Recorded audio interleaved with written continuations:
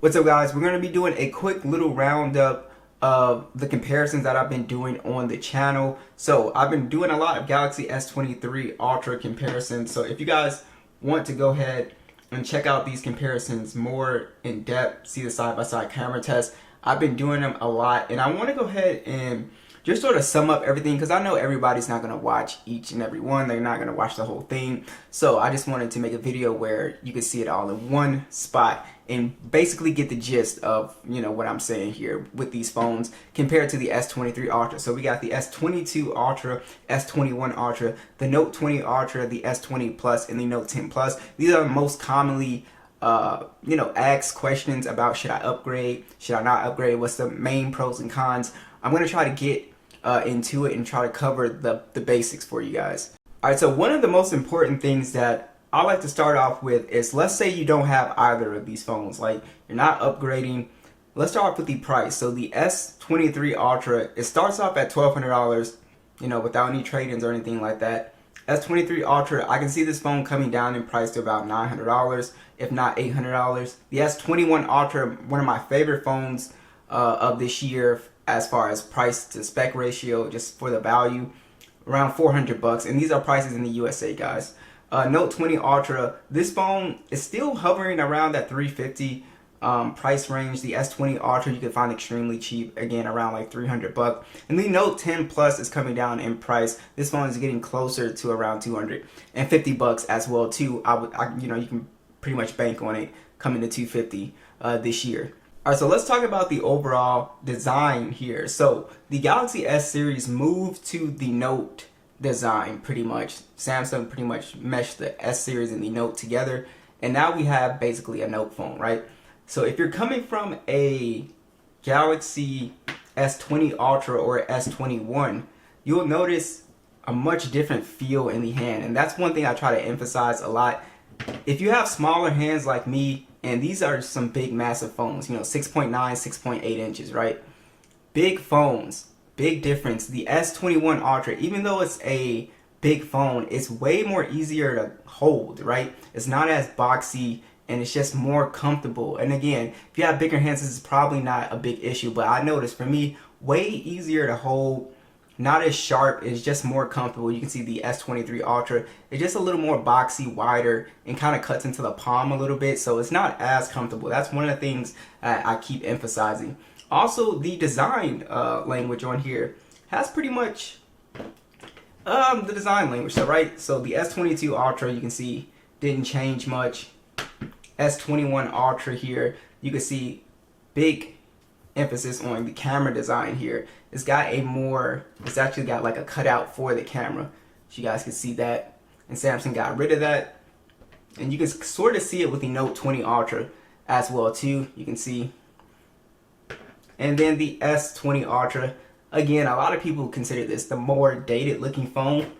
And then what's funny is that the Note 10 Plus, even though it's the oldest phone here, but one of the oldest phones here, it has aged really well. It still looks extremely good, especially from the front. It looks pretty much identical to the newer phones, right?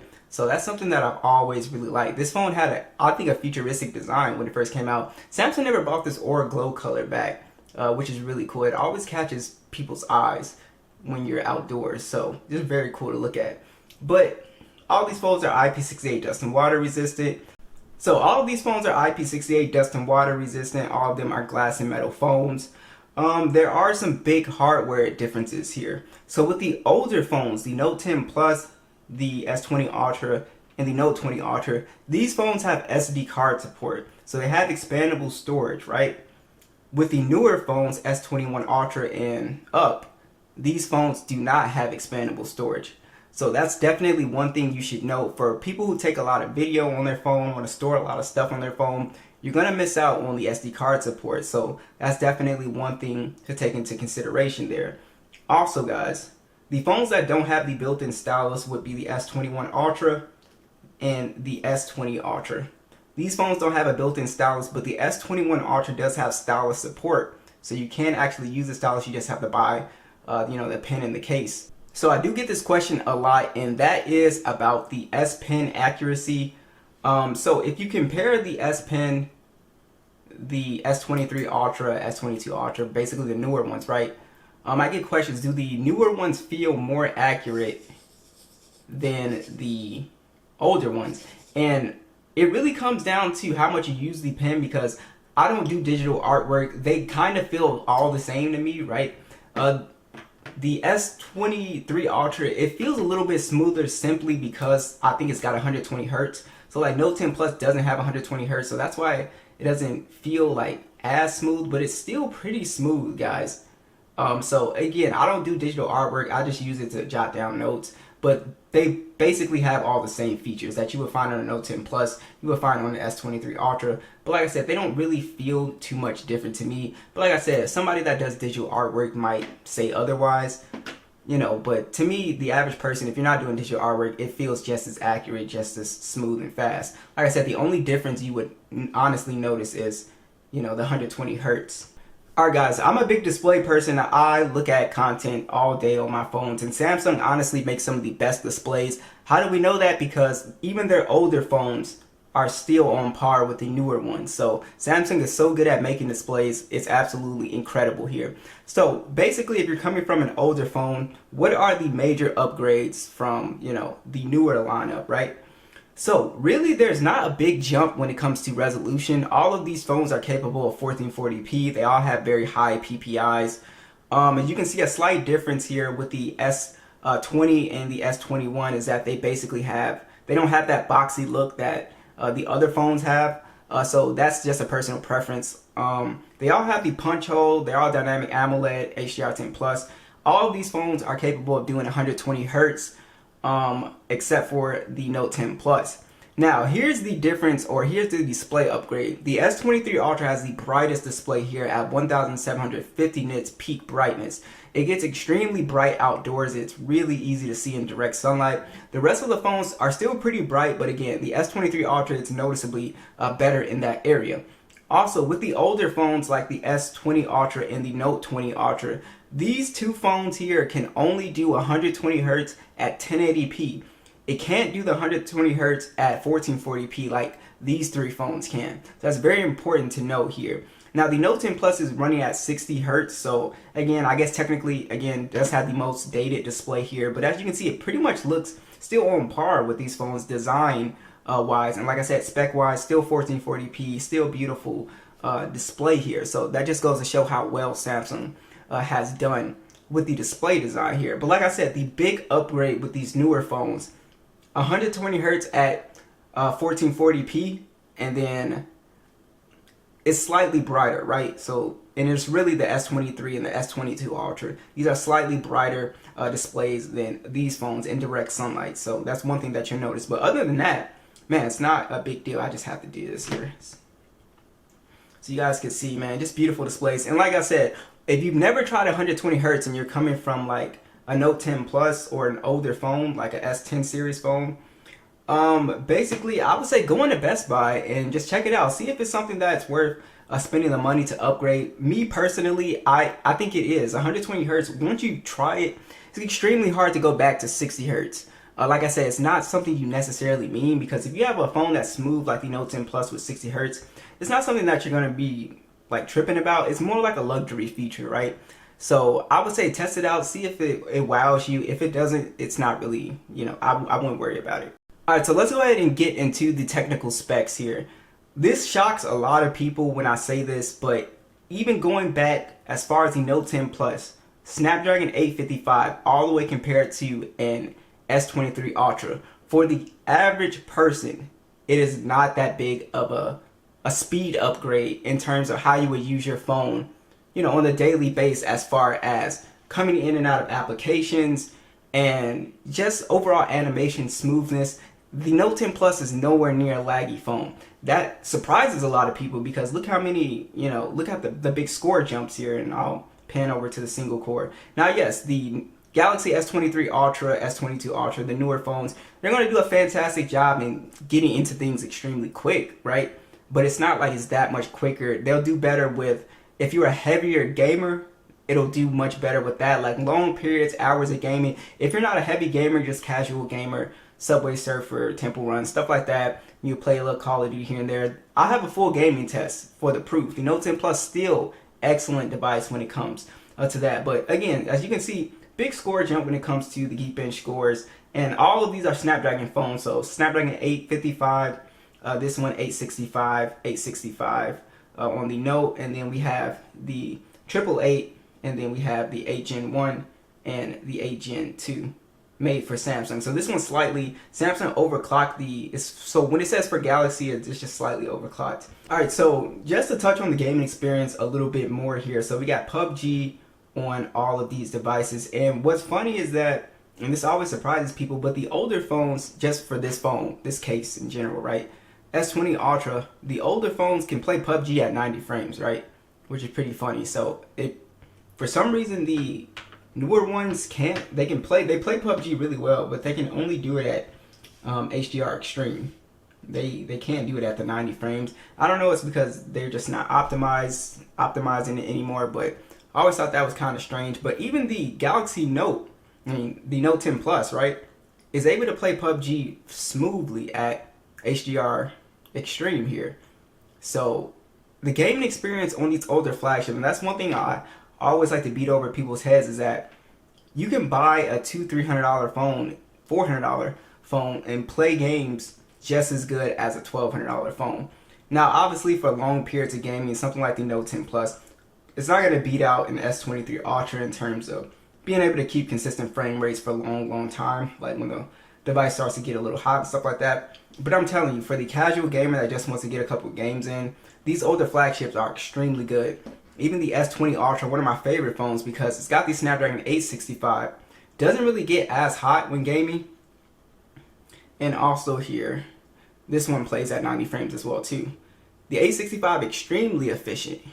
So like I said, not a massive difference when it comes to gaming performance for the average person. Now, if I was somebody that was a hardcore gamer, I would want, obviously I would want like the maximum GPU power of these newer phones, right? But you really don't need to upgrade if you have an older phone and you're not a massive gamer. Because just like we saw with animations and speed and all that stuff, it's not like a massive difference. Like, just to show you guys, even if we put, let's say, Note 10 Plus just in an app comparison, you guys will see how close it actually is. So go ahead and launch Subway Surfer on both, just to show you guys, right? See S23 Ultra, boom, but the Note 10 Plus is right behind it. And it's basically the same thing, if not a little bit faster on these other devices. So it's not like you're getting a massive jump when it comes to the overall performance and just overall smoothness of these devices. Alright, so here is a very big thing that sways a lot of people to upgrade, and you guys can let me know what you guys think about this in the comments down below.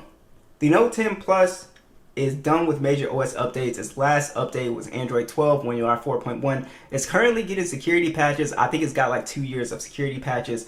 The S20 Ultra, it's the same thing, but this phone, last update Android 13, it gets 3 years of security patches. The Note 20 Ultra, again, same thing. It's going to get 3 years of security patches.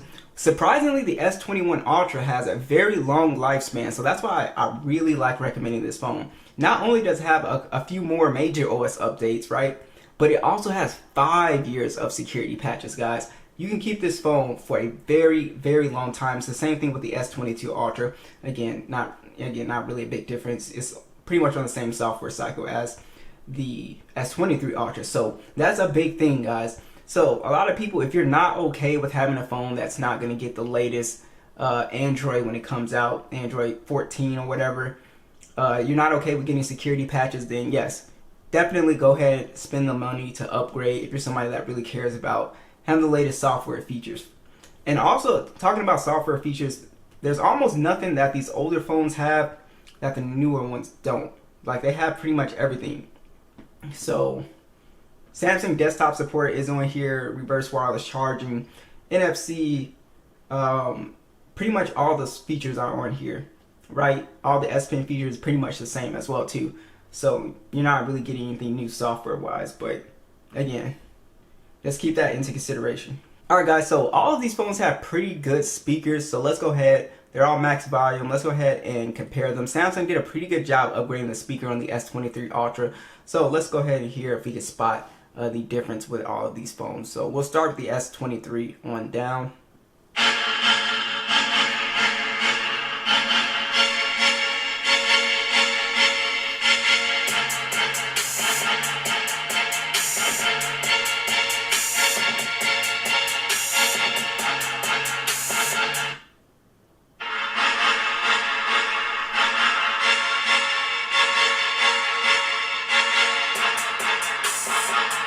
One thing that you will notice immediately, the S22 Ultra, I think personally has some of the worst speakers that Samsung ever put in any other phones. It sounds completely flat compared to the S23 Ultra. It's not even funny. It's completely garbage. Alright, so S21.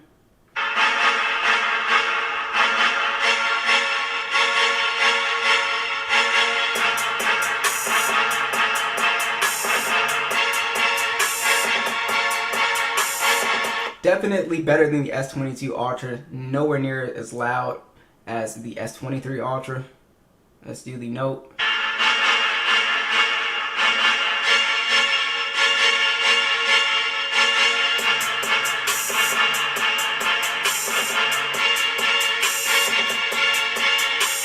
Pretty much the same as the S21 Ultra. S20 Ultra.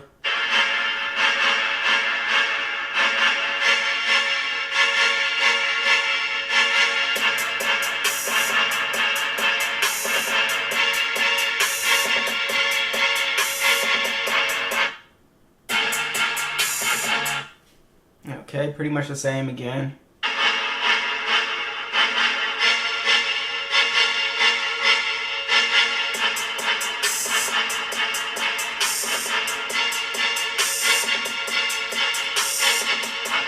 Again, so somewhat the same here.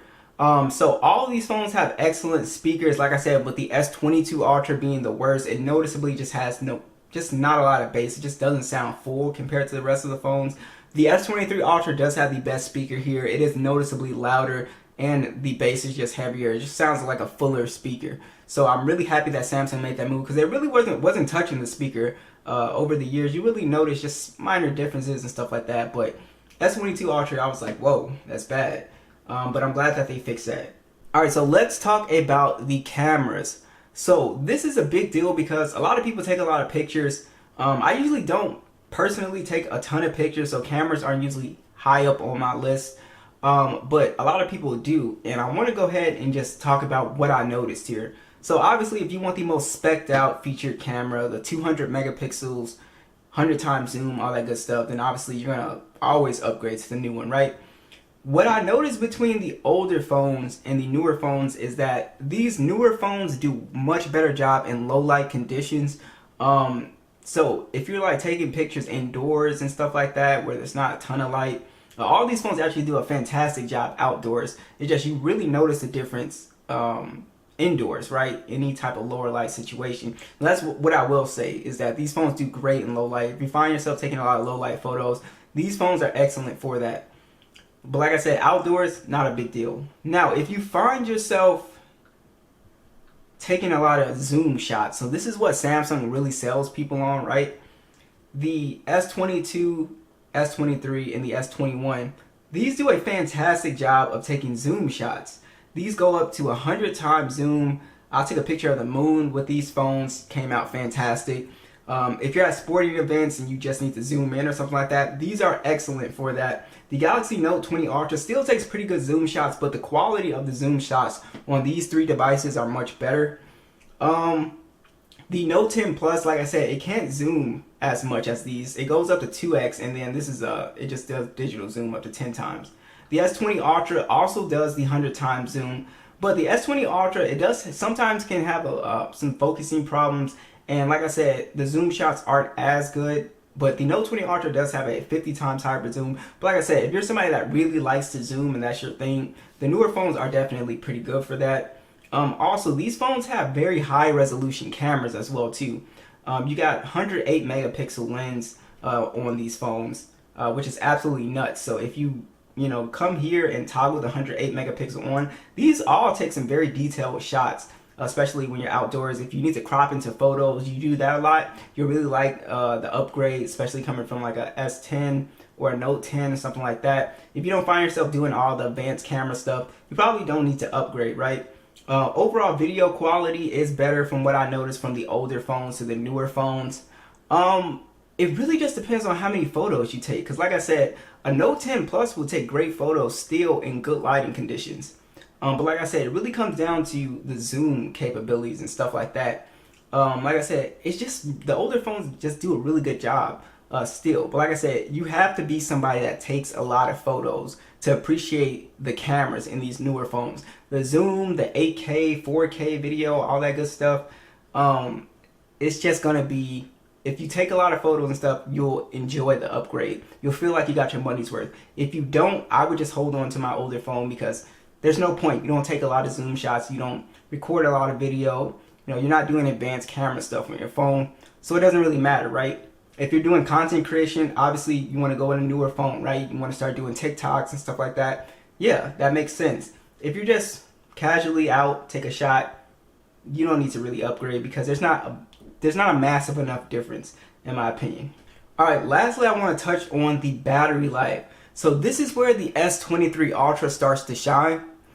It has fantastic battery, really good battery, noticeably better than all of these phones, noticeably better standby than all of these phones.